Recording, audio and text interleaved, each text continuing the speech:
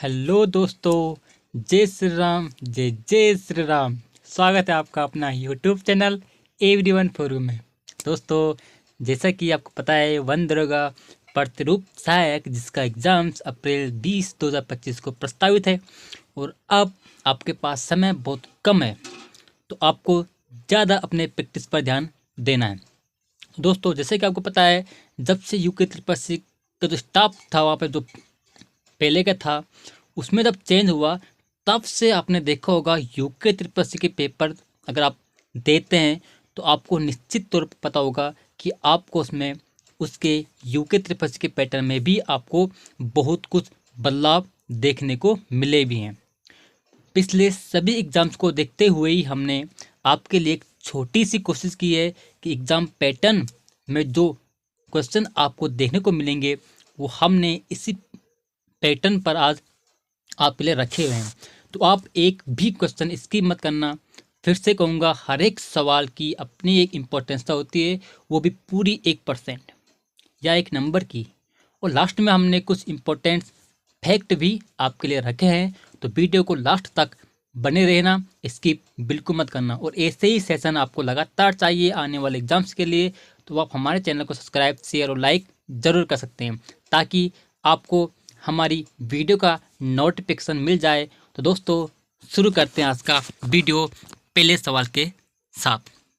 सारे के सारे सवाल आज इम्पोर्टेंट होने वाले हैं और आपको एग्जैक्ट ऐसे पैटर्न पे आपको सवाल देखने को मिलेंगे।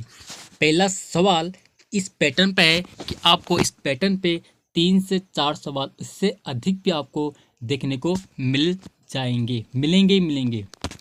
तो पहला सवाल आपके पास, निम्न वक्तव्य पर विचार कर सही उत्तर का चयन करें। एक है आपके पास कथन, एक है आपके पास तर्क। आजकल यूके 3 के पैटर्न आपको ऐसे सवाल 4 से 5 डेफिनेटली देखने को मिल जाएंगे और इसी प्रकार के क्वेश्चन की आपको तैयारी भी करनी है और प्रैक्टिस भी लगातार करनी है। तो एक आपके पास कथन, इसमें कहता है न्यूटन की गति के द्वितीय नियम बल का मापन करता है। उसके बाद आपको दिया है तर्क आर में दिया आपको न्यूटन की गति के द्वितीय नियम के अनुसार बल संवेग परिवर्तन की दर के समानुपाती होता है। पहले तो आपने ये देखना है और ये समझना है कि क्या इसमें तर्क और जो आपको जो कथन है और जो तर्क है, क्या ये दोनों सही है। तो पहले आपने पहले में ये मालूम करना है कि इनमें से क्या आपके सही है और क्या गलत नहीं है। यानी अगर हम देखें इसमें, तो न्यूटन की गति के द्वितीय नियम बल का मापन करता है, ये तो सही है। न्यूटन की गति के द्वितीय नियम के अनुसार बल संवेग परिवर्तन की दर के समानुपाती होता है, ये भी सही है। अब अगर आप ऑप्शन की बात करें तो ऑप्शन में दिया आपको ऑप्शन नंबर ए, आपके पास ए और आर दोनों सही है और आर ए की पुष्टि करता है।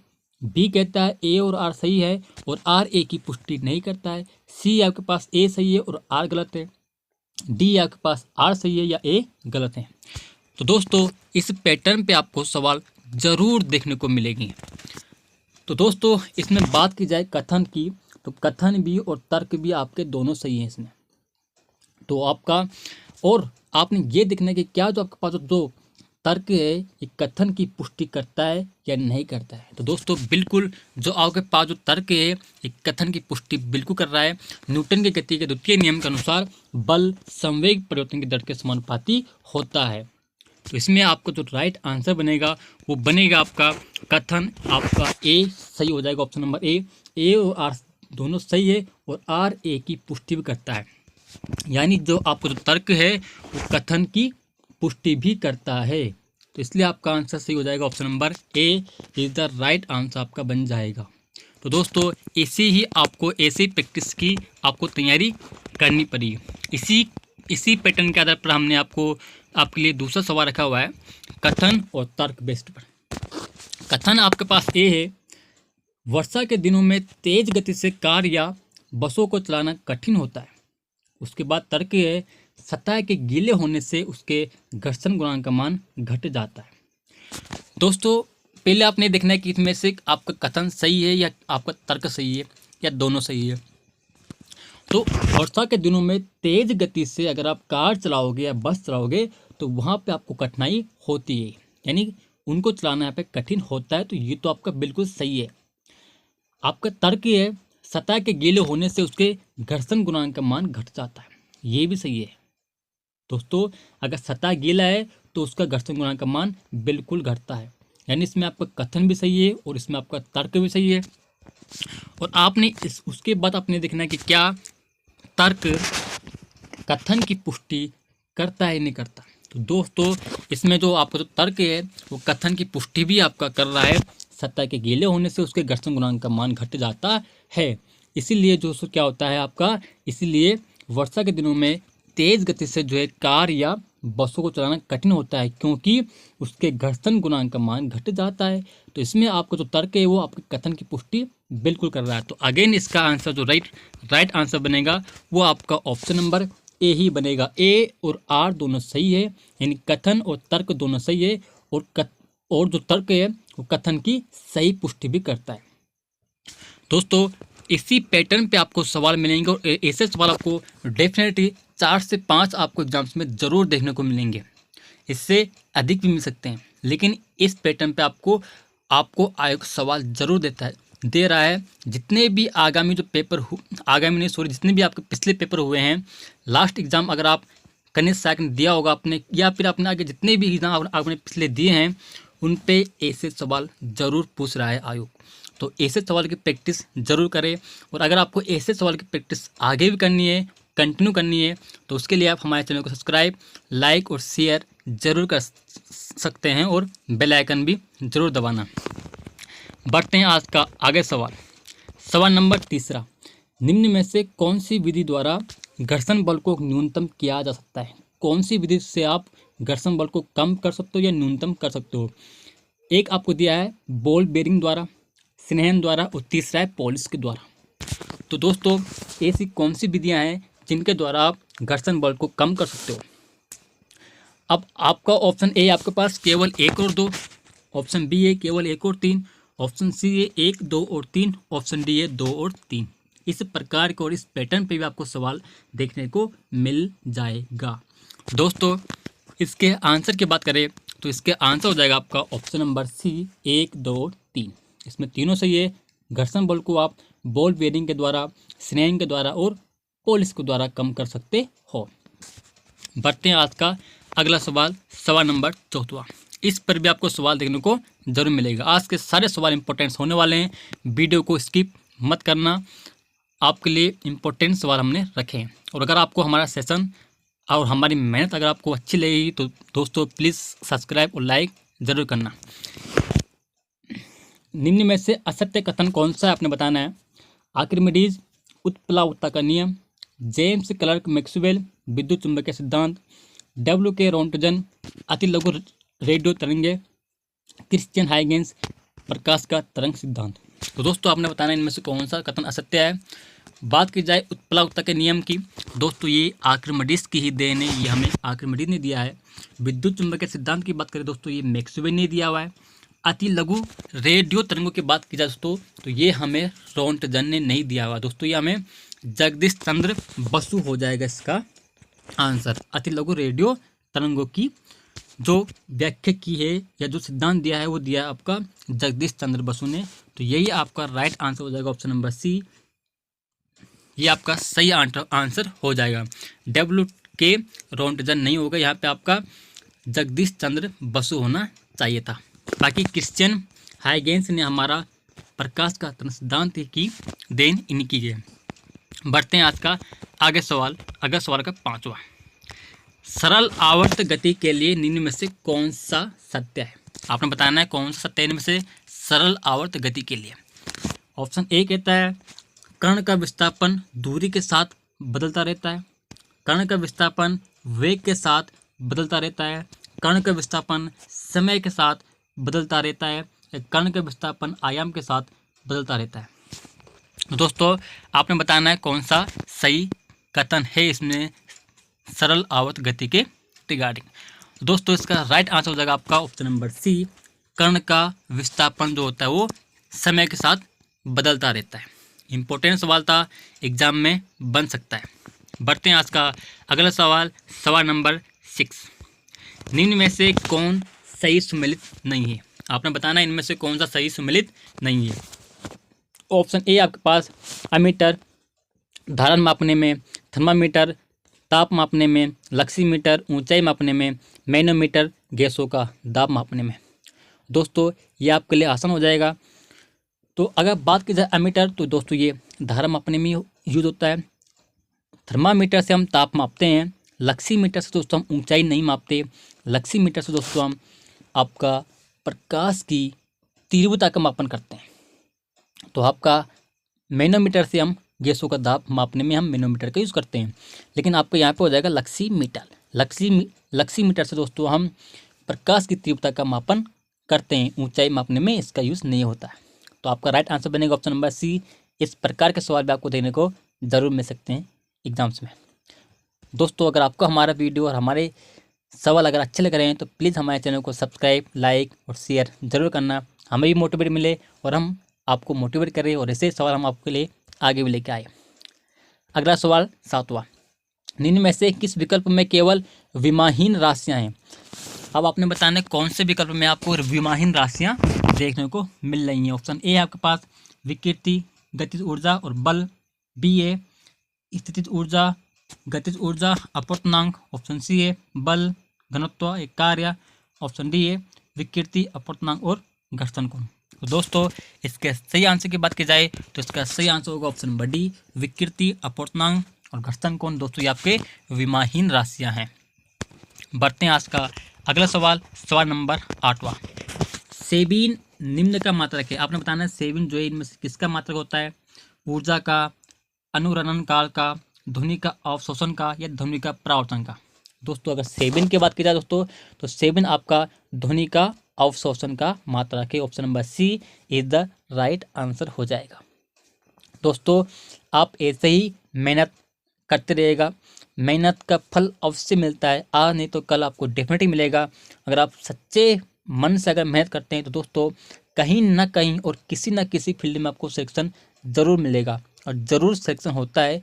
मेहनत कभी वेस्ट नहीं जाती है, इसलिए दोस्तों मेहनत करते रहिए। और हर एक सवाल के दोस्तों हर एक सवाल की इम्पोर्टेंसता होती है।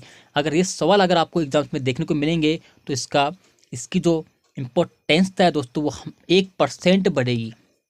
और दोस्तों मैं आपसे ये कहूँगा कि बेसिक सवाल आपको ज़रूर करने हैं। दोस्तों बेसिक पे ही पूरा का पूरा पेपर डिपेंड रहेगा। बेसिक सवाल दोस्तों उसको पैटर्न में उसको आपको बेसिक सवाल मिलेंगे। सारे के जितने भी पैटर्न हैं दोस्तों आपको बेसिक सवाल पे ही मिलेंगे। तो बेसिक सवाल की प्रैक्टिस ज़्यादा ज़रूर से ज़रूर, अधिक से अधिक, मैक्सिमम से मैक्सिमम बेसिक सवाल के क्वेश्चन की प्रैक्टिस ज़रूर करना। वो आपका 50 से 60% बेसिक ही रहेगा। उसमें आपके जो कंसेप्ट हैं, आपके जो फॉर्मूला है, न्यूमेरिकल सवाल भी हम आपके लिए आगे लेके आएंगे। किस टाइप से सवाल आपको देखने को मिलेंगे या बन सकते हैं वो हम आपके लिए न्यूमेरिकल भी लेके आएंगे। बढ़ते हैं आप आज का अगला सवाल, सवाल नंबर 9, निम्न में से कौन सा कथन असत्य है?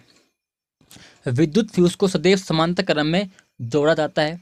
बी कहता है विभवांतर को सदैव समांतर क्रम में लगाया जाता है। विद्युत धारा को सदैव श्रेणी क्रम में लगाया जाता है। ये उपरोक्त सभी कथन गलत है। तो दोस्तों इसके आंसर की बात की जाए तो इसका आंसर होगा आपका ऑप्शन नंबर ए, विद्युत फ्यूज को सदैव समांतर क्रम में नहीं श्रेणी क्रम में लगाया जाता है। तो इस टाइप के सवाल आपको जरूर देखने को मिलेंगे। Option number A is the right answer हो जाएगा। बढ़ते हैं अगला सवाल, निम्नलिखित में से कौन एक अदिश राशि है? आपने बताना इनमें से कौन सी आपको एक अदिश राशि दिखाई दे रही है। ऑप्शन ए आपके पास कोणीय आवर्ती, ऑप्शन बी है कोणीय वेग, ऑप्शन सी है कोणीय संवेग, ऑप्शन डी है रेखीय संवेग।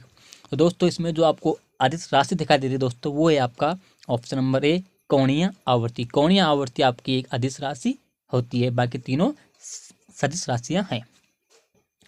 बढ़ते हैं आज का अगला सवाल, सवाल नंबर 11, एक वृत्ताकार परिक्रमा करने वाले उपग्रह की कुल ऊर्जा क्या होगी?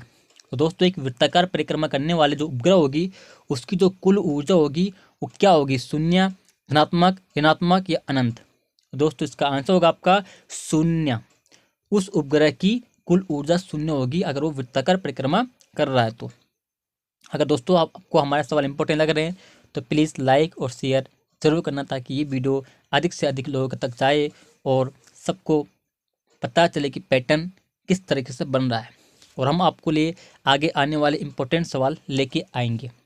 शीतलन का न्यूटन नियम इसका विशेष रूप है। आपने बताना है जो शीतलन का न्यूटन नियम है ये किसका विशेष रूप है, स्टीफन का नियम का, किर्चॉफ का नियम का, प्लांक का नियम का, या फिर वीन का विस्थापन नियम का।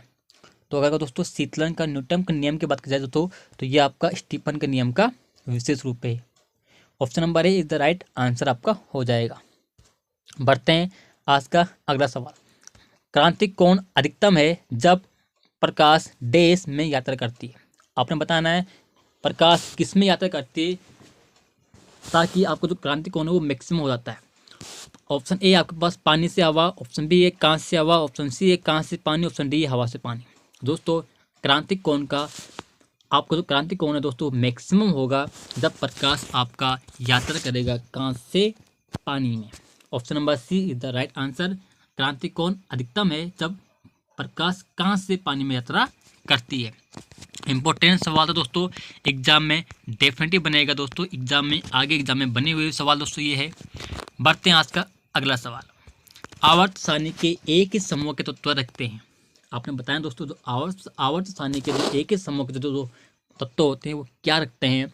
ऑप्शन ए कहता है आपका समान प्रोटॉन संख्या, ऑप्शन बी समान संयोजकता कक्ष, ऑप्शन सी समान संयोजकता इलेक्ट्रॉन, या ऑप्शन डी समान इलेक्ट्रॉन बंधुता। तो दोस्तों आवर्त सारणी के एक ही समूह के तत्व जो रखते हैं वो रखते हैं दोस्तों समान संयोजकता electron. Option number C is the right answer हो जाएगा। दोस्तों अगर आपको हमारी वीडियो, हमारे सवाल और अगर आपको हमारी मेहनत अगर आपको अच्छी लग रही है दोस्तों तो प्लीज़ हमारे चैनल को सब्सक्राइब और शेयर जरूर करना और लाइक करना तो बिल्कुल मत भूलना। अगला सवाल, सवाल नंबर 15। एक यौगिक रखता है निश्चित गणनांक, क्वथनांक, गणनांक और क्वथनांक दोनों या उपरोक्त में से कोई नहीं। तो दोस्तों एक यौगिक रखता है आपका निश्चित गलनांक और क्वथनांक दोनों। Option number C is the right answer हो जाएगा। इंपॉर्टेंट सवाल था दोस्तों अपने आप में। बढ़ते हैं आज का अगला सवाल, सवाल नंबर 16। प्रकाश को ध्रुवित किया जा सकता है। आपने बताया दोस्तों प्रकाश को ध्रुवित किस कारण किया जा सकता है। और एक आपके परावर्तन के द्वारा, दूसरा अपवर्तन द्वारा, तीसरा प्रकीर्णन द्वारा। ऑप्शन ए आपके पास केवल 2 और 3, ऑप्शन बी है केवल 3, ऑप्शन सी है केवल 1, ऑप्शन डी है केवल 1 और 3। दोस्तों प्रकाश को ध्रुवित किया जा सकता है option number C, option number B केवल 3, यानी प्रकीर्णन के द्वारा आप प्रकाश को ध्रुवित किया जा सकता है। दोस्तों बढ़ते आज का अगला सवाल, सवाल नंबर 17। यदि किसी दूरदर्शी के अभिदृश्यक का फोकस दूरी f1 तथा नेत्रिका का फोकस दूरी f2 हो तो दूरदर्शी का आवर्धन शक्ति क्या होगी। इंपॉर्टेंट सवाल है, अगेन एग्जाम में बना हुआ सवाल, एग्जाम में बन सकता है। यदि किसी दूरदर्शी के अभिदृश्यक का फोकस दूरी f1 है और नेत्रिका का फोकस दूरी f2 है तो दोस्तों दूरदर्शी की आवर्धन क्षमता या आवर्धन शक्ति क्या होगी। ए है आपके पास f1/f2, बी है f1 + f2, सी है f1 × f2, या डी है f1 - f2। तो दोस्तों इसका राइट आंसर होगा दूरदर्शी की जो आवर्धन शक्ति होगी वो होगी दोस्तों आपकी f1/f2। Option number A is the right answer. बढ़ते हैं आज का अगला सवाल। वीडियो को स्किप बिल्कुल मत करना दोस्तों, सारे के सारे सवाल इंपॉर्टेंट होने वाले हैं आपके लिए। निम्नलिखित विद्युत चुंबकीय तरंगों को या विकिरणों को ऊर्जा के आधार पर बढ़ते क्रम में दर्शाना आपने। नीला प्रकाश, पीला प्रकाश, एक्स तरंग और रेडियो तरंग, इनको आपने ऊर्जा के आधार पर बढ़ते हुए क्रम में दर्शाना है। तो दोस्तों सबसे पहले आपका आ जाएगा दोस्तों रेडियो तरंग, उसके बाद आपका आ जाएगा दोस्तों पीला प्रकाश, फिर नीला प्रकाश, फिर एक्स तरंग। तो आपका इसका राइट आंसर बनेगा ऑप्शन नंबर ए 4, 2, 1, 3। रेडियो तरंग, पीला प्रकाश, नीला प्रकाश, एक्स तरंग। बढ़ते हैं आज का अगला सवाल, सवाल नंबर 19। निम्नलिखित में से समय का इकाई नहीं है या है। इनमें से कौन से समय का इकाई नहीं है आपने बताना है। एक आपके पास सेकेंड, दूसरा आपके पास पार्सेक, तीसरा है वर्ष, होता है प्रकाश वर्ष। दोस्तों बात की जाए सेकेंड और वर्ष की, और बात की जाए दोस्तों पार्सेक की और प्रकाश वर्ष की, दोस्तों ये आपके दूरी के मात्रक होते हैं। ये दूरी की इकाई है दोस्तों पार्सेक और प्रकाश वर्ष, दोस्तों दोनों के दोनों आपके दूरी के मात्रक हैं, दूरी के इकाई हैं। बात की जाए सेकेंड के वर्ष की तो ये आपके समय की इकाई है, यानी केवल आपका ऑप्शन नंबर बी केवल 1 और 3, ऑप्शन नंबर बी में आपको दिखाई दे रहा है केवल 1 और 3 ये आपके समय के इकाई हैं और पार्सेक और प्रकाश वर्ष आपके दूरी की इकाई हैं। एग्जाम में बन सकता है पार्श्विक और प्रकाश वर्ष से भी। आपके यहाँ पर सवाल ऐसे ही पूछता है कि निम्नलिखित में से दूरी का मात्रक है या नहीं है, ऐसे आता है। तो ये आपके दूरी के मात्रक नहीं होंगे, ये आपके दूरी के मात्रक हो जाएंगे। बढ़ते हैं आज का अगला सवाल, सवाल नंबर 20। डायनोमो के कार्य का सिद्धांत आधारित है किस पे है दोस्तों? धारा के तापीय प्रभाव पर, धारा के चुंबकीय प्रभाव पर, धारा के रासायनिक प्रभाव पर, या विद्युत चुंबकीय प्रेरण पर। दोस्तों डायनोमो आपको पता होगा ये विद्युत चुंबकीय प्रेरण के सिद्धांत पर आधारित है। Option number D the right answer हो जाएगा। इंपॉर्टेंट सवाल है दोस्तों अपने नाम में ये भी। बढ़ते हैं आज का अगला सवाल। दूर संचार में प्रयुक्त तरंगे हैं, आपने बताना है कि दूर संचार में प्रयुक्त तरंगे कौन से हैं। ऑप्शन ए आपके पास अवरक्त, ऑप्शन बी है पराबैंगनी, ऑप्शन सी है सूक्ष्म तरंगे, ऑप्शन डी है कॉस्मिक तरंगे। दूर संचार में प्रयुक्त तरंगे दोस्तों आपके हैं ऑप्शन नंबर सी सूक्ष्म तरंगे इज द राइट आंसर। बढ़ते हैं अगला सवाल, सवाल नंबर 22। अनुचुंबकीयता की उपस्थिति का कारण क्या है? आपने बताया दोस्तों अनुचुंबकीयता की उपस्थिति का कारण है। ऑप्शन ए आपके पास युग्मित इलेक्ट्रॉन, ऑप्शन बी है अयुग्मित इलेक्ट्रॉन, ऑप्शन सी है दोनों युग्मित और अयुग्मित इलेक्ट्रॉन, या ऑप्शन डी इनमें से कोई नहीं। तो दोस्तों इसका आंसर क्या होगा दोस्तों? अनुचुंबकीयता की उपस्थिति का कारण क्या है दोस्तों? इसका राइट आंसर हो जाएगा आपका ऑप्शन नंबर बी अयुग्मित इलेक्ट्रॉन। इंपॉर्टेंट सवाल है दोस्तों अपने नाम में, इंपॉर्टेंट सवाल है। इस टाइप के सवाल आपको दोस्तों जरूर देखने को मिलेंगे। बढ़ते हैं आज का आगे सवाल दोस्तों। सवाल हमने आपके लिए इतने रखे थे, अब बात करते हैं इंपॉर्टेंट फैक्टर की। इंपॉर्टेंट फैक्टर भी हमने आपके लिए दोस्तों रखे हैं कि ये आपके एग्जाम्स में बन सकते हैं, तो इनको भी हम एक बार देख लेते हैं। डेनिया सेल में होते हैं, तो दोस्तों डेनिया सेल में होते हैं दोस्तों जिंक और कॉपर इलेक्ट्रोड के रूप में होते हैं, तो आप इसको भी देख सकते हैं एग्जाम में इंपॉर्टेंट हैं आपके दोस्तों बन सकते हैं। डेनिया सेल में होते हैं दोस्तों आपके जिंक और कॉपर इलेक्ट्रोड के रूप में होते हैं। अपवर्तन का नियम का प्रतिपादन क्या था दोस्तों? अपवर्तन के नियम का जो प्रतिपादन क्या था दोस्तों वो आपको क्या था? सिनेल ने। तो दोस्तों इसका आंसर होगा सिनेल। पढ़ते हैं आज का अगला इंपॉर्टेंट फैक्ट की ओर। चाल समय का ढाल 100 करता है, तो दोस्तों चाल समय का ढाल करता है दोस्तों क्या करता है? तो दोस्तों ये करता है आपका त्वरण। ऑप्शन नंबर तो नहीं है दोस्तों, लेकिन यह कब करता है? त्वरण। इंपॉर्टेंट अपने आप में दोस्तों मैंने आपके लिए रखे हैं। आगे बात करते हैं गतिमान वस्तु का जड़त्व निर्भर करता है, तो दोस्तों गतिमान वस्तु का जड़त्व जो होता है दोस्तों वो द्रव्यमान पर निर्भर करता है। इंपॉर्टेंट है दोस्तों, एग्जाम में बन सकता है। बेसिक सवाल को दोस्तों आपने जरूर करना है। बेसिक सवाल ही आपको दोस्तों नंबर लेके जाएंगे। बेसिक सवाल पे ही आयोग आपको सवाल पूछेगा, वो भी घुमा के पूछेगा। तो दोस्तों बेसिक आपकी सबसे अच्छी होनी चाहिए, क्योंकि दोस्तों पूरा पेपर आपका बेसिक पर ही बनेगा। 50 to 60% आपका बेसिक पर ही बनेगा। बाकी तो 30 से 35 आपका मॉडल बनेगा, और बाकी का पेपर आपका हार्ड आप लेके जा सकते हो। अपने गलनांक पर बर्फ का पिघलना है दोस्तों। अपने गलनांक पर बर्फ का पिघलना दोस्तों क्या है? दोस्तों ये आपका एक समतापीय प्रक्रम है। इंपॉर्टेंट है दोस्तों अपने आप में कि बर्फ अपने गलनांक पर बर्फ का पिघलना दोस्तों ये आपका समतापीय प्रक्रम का एग्जाम्पल्स है। बढ़ते हैं आगे इंपॉर्टेंट फैक्ट पर। कांच से हवा में प्रवेश करते समय दोस्तों यहाँ पे समय आना था, यहाँ पे हमने मिस्टेक कर दिया है। प्रकाश का क्रांतिक कोण सबसे कम होता है, तो दोस्तों कांच से हवा में प्रवेश करते समय प्रकाश का क्रांतिक कोण सबसे कम होता है दोस्तों बैगनी रंग के लिए। बढ़ते हैं आगे। डायोड का उपयोग करते हैं हम एक रेक्टिफायर की तरह, तो ये भी दोस्तों इंपॉर्टेंट सवाल है आपका। डायोड का यूज हम एक रेक्टिफायर की तरह हम उसका यूज करते हैं। डायोड का यूज हम एक रेक्टिफायर की तरह करते हैं। आगे आपके पास प्रकाश के अनुप्रस्थ और शेयर जरूर करना और लाइक जरूर करना। प्रकाश के अनुप्रस्थ तरंग की प्रकृति की जो पुष्टि करता है दोस्तों वो करता है आपका ध्रुवण, तो आपका ध्रुवण आपका आंसर हो जाएगा। बढ़ते हैं आपका आगे सवाल की ओर। धातु का परावैद्युतांक होता है दोस्तों धातुओं का जो परावैद्युतांक होता है दोस्तों आपका अनंत होता है। पृथ्वी के लिए गुरुत्वीय त्वरण का मान महत्तम होता है ध्रुव पर। इंपॉर्टेंट सवाल था। पृथ्वी के लिए गुरुत्वीय त्वरण का मान महत्तम कहाँ पर होता है दोस्तों? ये आपका ध्रुव पर होता है।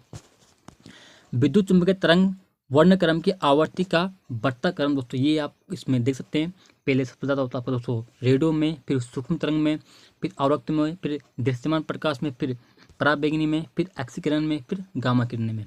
तो ये आपके लिए इंपॉर्टेंट होता है दोस्तों, विद्युत चुंबकीय तरंग वर्णक्रम की आवर्ती का बढ़ता हुआ क्रम। दोस्तों आप देख सकते हो, ये है, यहाँ से भी आपका सवाल फंस सकता है। इंपॉर्टेंट सवाल था दोस्तों, इंपॉर्टेंट फैक्ट था, मैंने आपके लिए रख दिया था। ताप बढ़ने से अर्धचालक का विशिष्ट प्रत्युत दोस्तों आपका घटता है। तो ये भी तुम्हारे लिए इंपॉर्टेंट सवाल था कि ताप बढ़ने से अर्धचालक का विशिष्ट प्रत्युत घटता है। बढ़ते दोस्तों आपका अगला सवाल, निर्वात की चुंबकीय प्रवृत्ति का मान होता है। तो निर्वात की जो चुंबकीय प्रवृत्ति होती है उसका मान होता है दोस्तों आपका 0 होता है। ये भी आपके लिए अपने आप में इंपॉर्टेंट सवाल था। तो दोस्तों अगर आपको ऐसे ही वीडियो आगे भी चाहिए और ऐसे सवाल आपको आगे भी चाहिए तो आप हमारे चैनल को सब्सक्राइब, लाइक और शेयर, बेल आइकन दबा सकते हैं। और दोस्तों अगर आपको हमारा वीडियो अच्छा लगा और आपको हमारी मेहनत अच्छी लगी तो प्लीज़ लाइक करना और कमेंट में ज़रूर करना। और आगे हमारे वीडियो को देखने के लिए हमारे जितने भी जो प्रैक्टिस सेट है उन्हें देखने के लिए आप हमारे चैनल को सब्सक्राइब जरूर करना है। तब तक मिलते हैं आपको अगले वीडियो में। तब तक के लिए जय श्री राम, जय जय श्री राम।